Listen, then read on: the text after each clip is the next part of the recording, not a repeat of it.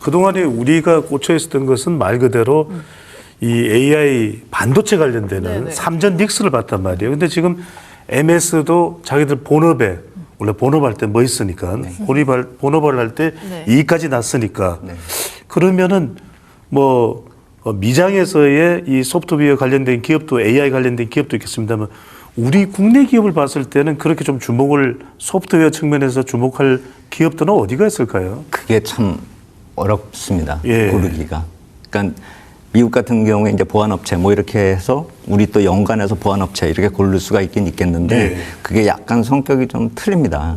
그러니까 보안업체라고 했을 때 그 AI 하이퍼스케일러 관련돼서 또 보안을 하는 거거든요. 네. 근데 우리나라에 대표적으로 하이퍼스케일러 업체라고 꼽을 수가 있는 업체가 없잖아요. 지금 우리는 칩 메이커입니다. 네. 거기에 한계점이 있는 것이죠. 그래서 변동성이 크다라는 점에서도 그 점을 말씀을 드렸지만 네. 예. 우리 자체 내에서 소프트웨어 쪽으로 투자를 늘려야죠. 이제 반도체만 하는 게 아니라 미국처럼 네. AI의 이 생태계 자체를 우리가 주도하기는 좀 힘들지만 거기에 어느 정도 비슷한 그 생태계를 만들어가는 게 중요하다라고 생각이 됩니다. 투자를 계속 이제 금액을 늘리잖아요. 네. 뭐 공장도 늘리고 뭐 내부 이제 배당도 늘리고 하는데 그거와 더불어서 그러한 향후 다음 단계에 대해서도 아마 제 생각엔 다들 계획들을 가지고 있을 것이라 생각이 됩니다. 그래서 그러한 계획이 어느 정도 이제 실현화되는가 그걸 보면서 우리가 어느 쪽으로 투자를 해야 되는지를 결정해야 되겠죠. 아직은 그림이 좀 우리 쪽에선 잘 안 나타나고 있다 이렇게 생각이 됩니다. 그러면은 지수가 바닥을 잡고 돌아설 때 가장 먼저 올라갈 섹터도 궁금한데 그래도 최근에 국장에서 AI 소프트웨어 관련된 종목들 좀 많이 오르지 않았습니까? 테마성으로 해서 그런 종목들이 낙폭과대로 오를까요? 아니면은 반도체 투톱이 다시금 그 시장을 견인을 해줄까요? 일정 부분은 반도체가 갈 거다라고 네. 생각이 돼요. 그러니까 지금 내림폭이 너무 크잖아요. 네. 그래서 아까 말씀하셨듯이 펀더멘탈 자체를 무시해버리고 내린 그런 측면이 있기 때문에 예. 뭐 지수상으로 놓고 보더라도 내림폭의 절반만 회복된다 하더라도 뭐 한 7,000포인트 뭐 이 정도는 가야 될 거 아니에요? 그쵸. 7,000이나 7,500 정도는 절반만 회복하더라도요. 네. 그때에 그 주도할 수 있는 그 업체는 결국 내린 게 다시 올라가면서 할 것이기 때문에 네. 반도체 쪽이 주도한다 이렇게 봐야 되겠는데 중장기적인 시점, 중장기적인 관점으로 제가 보자라는 거죠. 네. 그런 소프트웨어 업체나 나머지 이제 반도체 이외 종목, 이외 산업군에서 어떤 게 나타날지 또 미국하고 이 산업 사이클이 틀리기 때문에 네. 그걸 그대로 연동하기엔 좀 무리가 있습니다. 미국 쪽의 산업 사이클에 따라서 우리가 투자하다 보면 자칫 또 오류가 날 수 있는 게 우리는 따라가다가 또 말아버리는 그런 상승률이 좀 뒤처지는 경우가 생길 수 있기 때문에 네. 제가 아까 말씀드렸었던 나머지 493개 종목도 봐야 된다. S&P 500개 종목 예. 중에서 493개를 말씀하시는 예. 거죠. 네. 거기서 뭐 산업재도 있고 금융주도 괜찮다라고 얘기하는 거에는 우리가 또 저걸 생각해야 됩니다. 공장들이나 모네 이 서플라이 체인이 미국 쪽으로 다 옮겨가고 있잖아요. 그럼 산업재 섹터가 움직일 수밖에 없죠. 근데 우리나라는 거기다 공장을 지어주고 있잖아요. 예. 가져오는 게 아니라 주고 있단 말입니다. 그쪽에서는 산업재 섹터가 돌아갈 수 있는 룸이 있다라는 것이죠. 여러 가지로 좀 차별점이 있습니다. 네. 그렇기 때문에 어떻게 보면 이제 반도체와 AI 얘기하다가 뭐 공장 건설하는 이제 토목 같은 얘기를 하니까 좀 어울리지 않는다 이렇게 생각할 수가 있겠지만 네. 결과적으로 놓고 봤을 때 지금 전체 세계의 흐름 자체가 미국 주도로 미국 쪽에 서플라이 체인이 완성돼 가고 있는 그 상황을 놓고 고려해 봤을 때는 네. 차별점은 우리가 인정을 해야 될 것 같다 이렇게 생각이 됩니다. 알겠습니다. 우리가 시기적인 이야기도 좀 해봐야 되지 않을까요? 네네, 근데 그러니까요. 워낙 지금 7월에 두들겨 맞으니까 보통은 좀 휴가가 시작되는 8, 9월이 안 좋고 네. 7월 달까지는 그래도 나쁘지 않거든요. 휴가 가기 전에 이제 마지막 거래들도 좀 활발하게 하고 우리가 대체적으로 연중으로 보면 그렇습니다. 또 이제 하반기로 올라가면서 뭐 땡스기빙 랠리, 산타 랠리 이야기가 나오는데 올해는 가장 중요한 게 중간선거로 봐야 되지 않을까요? 보통 이렇게 어떤 이 미국 대통령의 재임 시기 연차, 1년 차, 2년 차, 3년 차, 이번에 중간선거가 있는 이런 변수들 주가에는 왜냐하면 우리도 영향을 받을 수밖에 없으니까요. 우리 국내 정시도 어떻게 보시는지요? 정치에 대해서는 뭐 저보다 더 많이 잘 아실 것 같은데. 근데 어쨌든 시장하고의 연관져가지고 한번 생각을 해본다면요. 예. 정치 이번에 선거 결과 이제 폴리마켓 같은 거 뒤져보면 옛날에는 상하원 다 이기는 걸로 나왔어요. 민주당이. 근데 이란 전쟁 난 후부터 저는 이상하게 생각하는 게 그게 조작이라고는 생각 안 되는데 거꾸로 공화당이 이게 승률이 높아진단 말입니다. 그래서 어제 이제 이 원고 쓰면서 네. 오늘은 얼마나 변했나라고 놓고 보니까 이게 상원 승리 확률이 56%까지 올라갔어요. 하원은 뭐 이제 80% 민주당이 가져간다 이렇게 나오고 있는데 상원 확률이 더 높아졌다라는 게 전 뭘 잘했길래 이렇게 높아졌을까.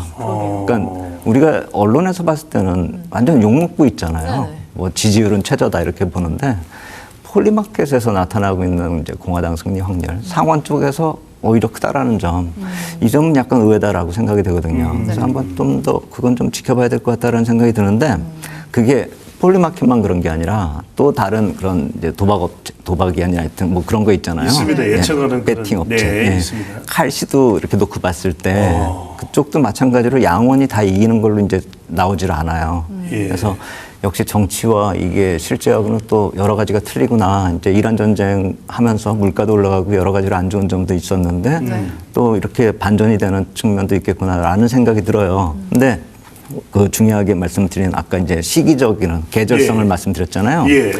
그 7월 같은 경우는 원래 제일 좋은 달이에요. 그런 그러니까요. 계절성으로 따지면요. 예. 8월 달이 좀 그나마 이제 조금 좋고 9월 달은 이제 안 좋다 이제 뭐 이런 식으로 나오거든요. 특히나 이제 선거 앞두고 이제 더 안 좋다라고 얘기를 할 수가 있는데 제가 봤을 때는 7월 달에 워낙에 많이 깨져버렸기 때문에 그러니까 우리나라만 깨진 게 아니라 미국도 한 10% 조정이 나타났단 말입니다. 예. 그리고 지금 포워드 PER 그러니까 한 1년 정도의 이익을 미리 계산을 해가지고 평가를 해봤을 때 지금 주가가 그렇게 비싼 편이 아니라는 것이죠. 저평가 영역으로 들어간 상태라는 것이죠. 미국도요. 예. 우리나라도 마찬가지고요. 그래서 이렇게 두들겨 맞았는데 또 두들겨 맞을 데가 없다라는 거죠. 네. 그러니까 계절성을 따질 때 7월에 많이 올랐으면 당연히 그 말씀이 맞을 거예요. 예. 그리고 제가 아마 7월 초 여기 시작할 때 왔을 거예요. 그때 예. 이제 7월 달 좋을 거다라고 저도 그랬거든요. 아. 근데 이제 그게 틀려버린 게 중간에 여러 가지 핀트가 안 맞는 이제 균열이 생긴 거죠, 시장에. 그런 균열이 생김으로 인해서 이번에 나타난 그런 모습들이 과연 다음 달까지도 이어질까라고 생각했을 땐 저는 아니라고 봐요. 네. 지금 우리가 걱정을 해야 될 거는 3월에 지금 같은 똑같은 문제점이 발견이 됐었습니다. 미국 시장에서. 이번에 내렸던 게 캐펙스 투자도 문제가 됐고요. 네. 또 그 이외에 이제 반도체 정점론도 나오고 또 그와 연결돼서 누구에게 신용 그 펀드가 누구에게 돈을 빌려줬는가 그리고 CDS가 높아지고 있고 예. 조달금리도 높아지고 있고 여러 가지가 얘기가 나온 게 3월 달에 오라클이 주범이었어요. 네. 예. 근데 이번에도 또 오라클 얘기가 나옵니다. CDS 급등하는 데 있어서 타의 추종을 불허합니다. 그래서 가상금리도 높아지고요. 가상금리하고 CDS는 틀립니다. 네. 예. CDS는 시장이 아주 좁은 보험료다 이렇게 보시면 돼요. 예. 가상금리는 회사채 발행할 때 가상금리이기 때문에 CDS처럼 급등락을 하질 않아요. CDS는 시장이 좁기 때문에 마치 옛날에 서브프라임 때 마이클 버리가 막 CDS 거래하는 게 영화에 나오잖아요. 맞습니다. 예, 아이비들이 사주고요. 예. 이제 그래가지고 좀 마이클 버리가 돈을 많이 버는 그런 신용 소화하니까 네. 빅쇼트 영화에 그게 예. 나오잖아요. 근데 그렇게 일일이 찾아다니면서 거래를 해야 될 정도로 그 시장은 좁다라는 것이죠. 규모로 놓고 보면 회사채 시장의 한 6분의 1밖에 안 돼요. 그렇기 때문에 회사채 금리가 올라가는 것보다 CDS 금리 폭이 높기 때문에 자극적이죠. 그래서 제가 아까 내러티브라고 말씀을 드리는 이유가 그런 것만 포커스를 맞추고 마이클 버리 포커스를 맞추면 시장은 망하고 세상은 망하는 걸로 보이는 거죠. 근데 실제로 회사채 금리가 올라가는 거 보면 그렇게까지 올라가지는 않는다라는 것이죠. 그래서 위험은 분명히 있습니다. CDS 금리가 올라가는 건 안 좋은 점이고 예. 그 악영향을 미칠 수 있는 거지만 실제 경제에 미치는 영향은 회사채 금리 쪽으로 악영향을 미치는 것이고 네. 그게 3월에 나타났었던 게 6월에 나타났습니다. 네. 그렇다면 그게 주기적으로 나타나는 걸 우리가 알 수 있죠. 3개월마다 텀으로 나타나고 있으면 그 다음은 9월이겠죠. 네. 그때 9월에 나타나고 이렇게 3개월 텀을 만드는 이유는 우리가 보통 부실이라고 생각을 하고 있는 사모펀드, 사모신용업체들도 마찬가지로 그 분기 실적을 내놓습니다. 네. 어제 블루아울 같은 그런 기업이 있었는데 사모 부실에 좀 제일 약한 골이다 이렇게 생각을 하거든요. 예. 근데 예상외로 거기서 자금 이탈 계속 나가고 있는 걸 우리가 지금 알고 있잖아요. 일반적으로. 예. 근데 어제 기업 실적을 보니까 자금 빠져나간 게 아니라 오히려 들어왔어요. 네. 운영 규모가 더 늘어났다라는 것이죠. 예. 그래서 수익성은 별로 그렇게 뭐 나아졌다 이렇게 볼 수가 없는데 예. 외형은 우리가 생각했던 거 이상으로 버티고 유지가 되고 있다는 것이죠. 그러면서 주가가 상승했단 말입니다. 네. 제가 말씀드리고자 하는 건 뭐냐면 3, 6 똑같은 재료, 비슷한 재료, 유가 상승에다가 여러 가지 안 좋은 그런 예. 내러티브들이 계속 자극을 시켰는데 뚜껑을 열어보니까 문제될 게 별로 그렇게 크지가 않다라는 것이죠. CDS는 어떻게 보면 그 내러티브의 절정이에요. 심리적으로 작은 시장이 크게 반응하는 그 모습이죠. 침소봉대된. 그렇죠. 그러니까 그게 위험이 막 커진다 이렇게 볼 수도 있겠지만 시장의 내러티브가 굉장히 강해지고 있다 이렇게 볼 수가 있는 것이죠. 네. 이란 전쟁에서 배가 지나갈 때 보험 안 들어줘서 막 난리 났었잖아요. 그래서 예. 미국 정부가 들어준다고 막 이랬었잖아요. CDS를 그거하고 딱 비교해 보면 됩니다. 근데 회사채 같은 경우는 배 운임이라고 보면 되죠. CDS가 높아진다고 해서 회사채 금리가 문제가 되고 회사가 문제가 되지 않는 거는 호르무즈를 지나가는 보험을 안 들어준다 해서 그 배들이 멈추거나 뭐 그 회사가 망하지 않죠. 돌아갈 수도 있고 케이프타운으로 돌아갈 수도 있고 홍해 쪽으로 나올 수 있고 여러 가지 예. 방법이 있잖아요. 예. 그래서 우리가 보험 안 된다라고 하니까 진짜 큰일이다라고 생각을 하듯이 CDS 금리가 막 올라가니까 세상 망하는 것처럼 보이지만 실제로 그거는 자극적인 요소를 계속 확증 편향하면서 침소봉대합 아까 말씀하신 예. 그런 모습하고도 연관지어서 생각할 수 있다라는 것이죠. 더 차분해지고 더 냉철해져야 되겠네요. 그러니까요. 네. 네, 앞서 이제 9월, 8, 9월은 전통적으로 비수기다라는 말씀해 주셨는데 뭐 7월에 선반영을 했다라고 한다면은 8, 9월에 이제 상승할 거라는 희망도 가져볼 수가 있잖아요. 근데 사실 좀 반등을 시원하게 해주기 위해서는 뭔가 트리거가 있긴 해야 될 텐데 그게 어떤 걸로 우리가 좀 점쳐볼 수 있을까요? 그래서 저는 생각했었던 게 이 7월 지나면서 이제 8월까지 이제 그 일정상으로 놓고 봤을 때 실적 발표가 난 다음에 네. 그 다음에 이제 통화정책회의가 끝난단 말입니다. 오늘 BOJ도 통화정책회의 방금 전에 끝났는데 금리 동결로 그냥 마무리됐습니다. 이쪽에서 만약 금리 인상했다라면 약간 더 부담이 됐겠죠. 예. 이쪽에서 뭐 N 개입했었다라는 얘기가 어제부터 나왔었는데 네. 시장이 워낙에 좀 강했기 때문에 다 묻혀버렸죠. 예. 근데 금리 동결을 했기 때문에 이제 다음 때까지는 이제 좀 걱정을 안 해도 될 것 M 같아요. 변수는 걱정 안 해도 예. 되겠네요. 근데 그게 이제 일본에서 나오는 얘기는 12월부터는 확실히 달라진다. 근데 그것도 웃긴 게 그 얘기는 올 연초에는 6월에 문제가 된다. 이렇게 얘기했었거든요. 근데 지금은 이제 12월이다. 이제 얘기를 하는 것이죠. 그래서 그거는 가봐야 하는 문제고 어쨌든 12월이다 했으니까 그게 땡겨질 일은 없는 거예요. 네. 그리고 문제는 이제 국채 발행을 8월 초에 이제 미국이 그 규모를 확정할 거예요. 그렇다면 그 규모가 얼마나 늘어날지 누가 사줄지도 생각을 해봐야 될 거 아니에요. 예. 그렇다라고 한다면 일본 쪽에서 그걸 또 제일 많이 갖고 있는 사람들이 무시할 수가 없을 거라고요. 그래서 이쪽의 균형점이 어느 정도 만들어진다라는 그런 흐름이 나타날 것이고 그게 국채 발행 계획이 8월 초에 나타나기 때문에 그때 돼서는 유동성 관련된 얘기가 또 나올 수 있다라고 생각이 되고요. 이제 뭐 시진핑이 미국 가는 건 이제 9월 달이기 때문에 네. 약간 좀 텀이 있다라고 하지만 그건 또 8월 달부터 얘기가 나올 수 있다라고 생각이 들어요.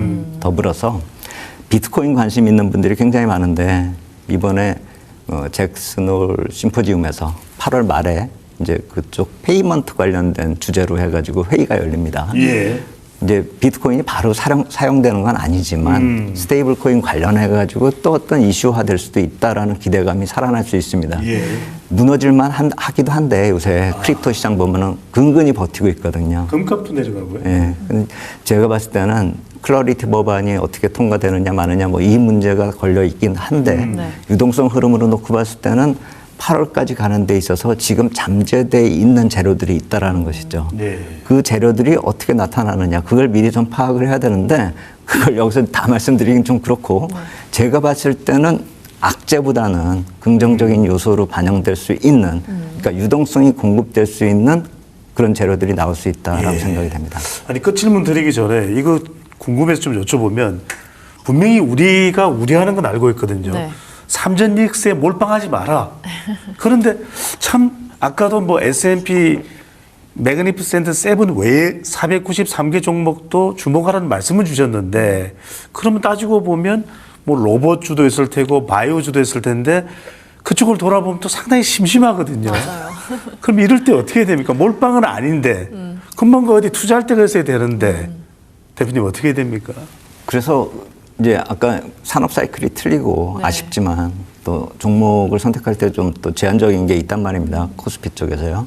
그래서 그거는 우리 반도체 쪽은 우리가 날 거예요. 왜냐하면 변동성이 크기 때문에 우리나라 국민성에 딱 맞죠. 그래서 삭스가 박살이 난 것처럼 우리도 박살이 난 것뿐이고 이쪽에 문제가 있는 게 아니다라고 한다면 반도체 쪽은 이쪽에서 좀 골라서 한국에서 하고 나머지 좀 종목을 골라야 된다라고 한다면 네. 일단 좀 미국 쪽에 건너갔다가 뭐 다 들어오지는 않았을 거 아니에요. 다들 네. 달러 바꿔가지고 다들 들어왔지는 않을 것 같고요. 예, 아직 남아있을 거라고요. 예. 그럼 종목들 저쪽에 싹스는 팔고 다른 쪽으로 가고 한국에선 반도체 쪽을 유지하는 게 맞지 않나. 전 그렇게 생각이 됩니다. 알겠습니다.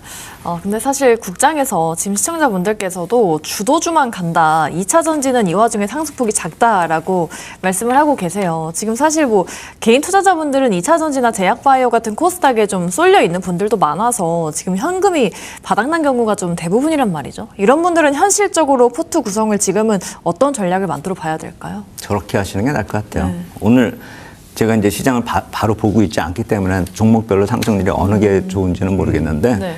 오늘 상승률 큰 종목으로 향후에 조정도 나타날 거잖아요. 오늘의 상승을 만든 종목들이 향후에도 갈 확률이 크고 네. 조정 이후에 또 반등이 나타나면 또 그게 계속 반복이 될 확률이 크다라는 것이죠. 만약에 정리를 계획하고 계시다면 네. 오늘의 흐름 보면서 다음에 힌트가 될 수 있다라는 생각을 하셨으면 좋겠어요. 근데 그 계획도 없었는데 이 방송 가지고 보고서 또 뭐 이렇게 마음 바뀌어서 하지 마시고 종목을 교체하실 생각이 네. 있으시다면 그렇게 하시다 이거죠. 아하, 알겠습니다.